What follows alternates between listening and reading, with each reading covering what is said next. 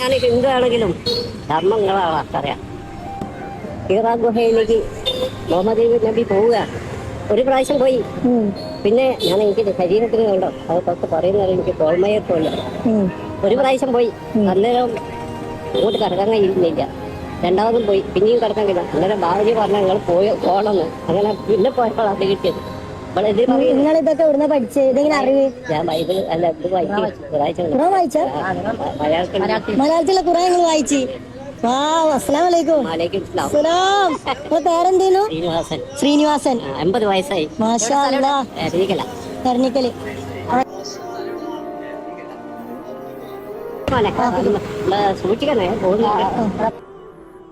ഇത് കണ്ടോ നിങ്ങൾ? ഇരഞ്ഞിക്കൽ ഭാഗത്തുള്ള ശ്രീനിവാസേട്ടൻ്റെ വാക്ക് വിശുദ്ധമായ ഖുർആനിനെ മനസ്സിലാക്കിയ ഒരു സന്ദേശമാണല്ലേ.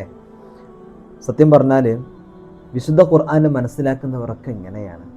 അവരുടെ ജീവിതത്തിൽ ഒരുപാട് നന്മകളും സന്തോഷങ്ങളുമായിരിക്കും സമൂഹത്തിൽ നിന്ന് അവർക്ക് നേടാൻ കഴിയുന്നത്. കാരണം വിശുദ്ധ ഖുർആൻ അത് അള്ളാഹുവിൻ്റെ വചനങ്ങളാണ്. വിശുദ്ധ ഖുർആനിനെ അവഹേളിക്കുന്ന ആളുകൾ നോക്കൂ, സമൂഹത്തിൻ്റെ മുമ്പിൽ എന്നും അവഹേളനമേറ്റ് വാങ്ങുന്നവരാണ്. മറ്റുള്ളവരുടെ പരിഹാസവും മറ്റുള്ളവരുടെ കുത്തുവാക്കുകളും മറ്റുള്ളവരുടെ വെറുപ്പും സമ്പാദിച്ചെടുക്കുന്നവരായിരിക്കും അവർ.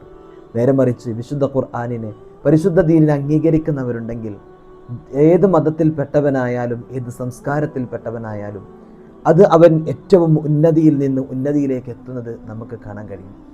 അള്ളാഹുവിൻ്റെ വിശുദ്ധമായ ഖുർആൻ നമുക്ക് ഒരുപാട് സന്ദേശങ്ങളാണ് നൽകുന്നത്. ശ്രീനിവാസേട്ടൻ്റെ വാക്കുകളൊന്ന് നോക്കൂ നിങ്ങൾ, എത്ര മനോഹരമാണ്. പ്രവാചകർ സല്ലല്ലാഹു അലൈഹി വസല്ലമ തങ്ങളുടെ കഥകളും അവിടുത്തെ സംഭവങ്ങളും പറയുമ്പോൾ എൻ്റെ കയ്യിൽ നിന്ന് രോമം എണീറ്റ് നിൽക്കുന്നു, എനിക്ക് രോമാഞ്ചം വരുന്നു എന്ന് ശ്രീനിവാസേട്ടൻ പറയുമ്പോൾ എത്ര മനോഹരമാണ് പ്രവാചകൻ്റെ ജീവിതം അല്ലേ. അള്ളാഹുവിൻ്റെ ഹബീബ് സല്ലല്ലാഹു അലൈഹി വസല്ലമ തങ്ങളെക്കുറിച്ച് പഠിച്ചവരാരും ഇന്നേ വരെ പ്രവാചകനെ നിന്ദിക്കുന്ന ആളുകളല്ല. പ്രവാചകൻ്റെ ജീവിതവും അവിടുത്തെ ശൈലിയും അവിടുത്തെ ചര്യയും അത്രയ്ക്ക് മനോഹരമായിരുന്നു.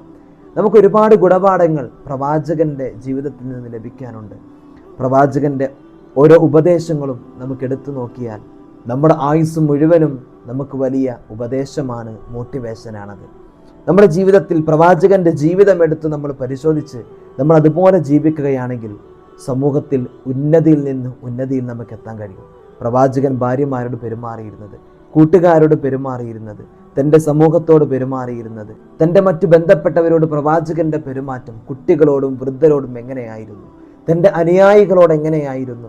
ഓരോരുത്തരും വിചാരിക്കുന്നത് പ്രവാചകനക്ക് ഏറ്റവും കൂടുതൽ ഇഷ്ടം എന്നോടാണ് എൻ്റെ പ്രവാചകൻ ഇഷ്ടം എന്ന് ഓരോരുത്തരും വിചാരിച്ചിരുന്നു. എന്നതുപോലെയായിരുന്നു പ്രവാചകൻ്റെ പെരുമാറ്റവും അവിടുത്തെ രീതിയും അവിടുത്തെ ശൈലിയുമൊക്കെ.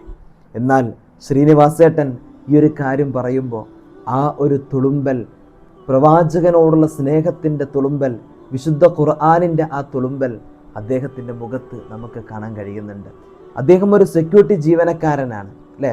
ആരോ അതിലെ വഴിയെ പോയപ്പോൾ ഒരു വ്ളോഗർ അദ്ദേഹത്തെ കണ്ട് സംസാരിച്ച ചെറിയൊരു ഭാഗമാണ് നമ്മൾ കേട്ടത്. കേൾക്കാം ശ്രീനിവാസേട്ടൻ്റെ ഇനിയും ഒരുപാട് നല്ല കഥകൾ നമുക്ക്. അദ്ദേഹത്തിൻ്റെ മുഖത്തേക്ക് നോക്കുമ്പോൾ തന്നെ നമുക്കൊരു വലിയ കുലീനത തോന്നുന്നുണ്ട്, ഒരു സൗമ്യത നമുക്ക് തോന്നുന്നുണ്ട്. അവസാനം ആ മക്കള് ബൈക്ക് എടുത്തിട്ട് പോയി ശ്രീനിവാസേട്ടനെ ഒന്ന് കെട്ടിപ്പിടിക്കുമ്പോൾ, ബൈക്ക് എടുത്തിട്ട് അവർ ചാട്ടാക്കി നിൽക്കുന്ന സമയത്ത് മക്കളെ നിങ്ങൾ നോക്കിയിട്ട് പോകണം കേട്ടോ എന്ന അവസാനത്തെ ഒരു സന്ദേശം കൂടെ ഒന്ന് നോക്കൂ നിങ്ങൾ. വളരെ മനോഹരമാണ് നമ്മുടെ ഈ നാട് അല്ലേ. ഇതിനെ ഭിന്നിപ്പുണ്ടാക്കി പ്രശ്നങ്ങളുണ്ടാക്കി സമൂഹത്തിൻ്റെ മുമ്പിൽ പ്രശ്നങ്ങളുണ്ടാക്കുന്ന ഒരുപാട് ആളുകളുണ്ട്. അവർ എന്നും അത് ചെയ്തുകൊണ്ടിരിക്കും. എവിടെയെങ്കിലും എന്തെങ്കിലും സംഭവിക്കുന്നുണ്ട് എന്ന് വിചാരിച്ചിട്ട് നമ്മുടെ ഈ സൗഹാർദ്ദങ്ങളുടെ ഏറ്റവും മർമ്മപ്രധാനമായ ഭാഗങ്ങളുണ്ട്, അവിടേക്ക് ഒന്നും സംഭവിക്കില്ല എന്ന് 100% ഉറപ്പാണ്.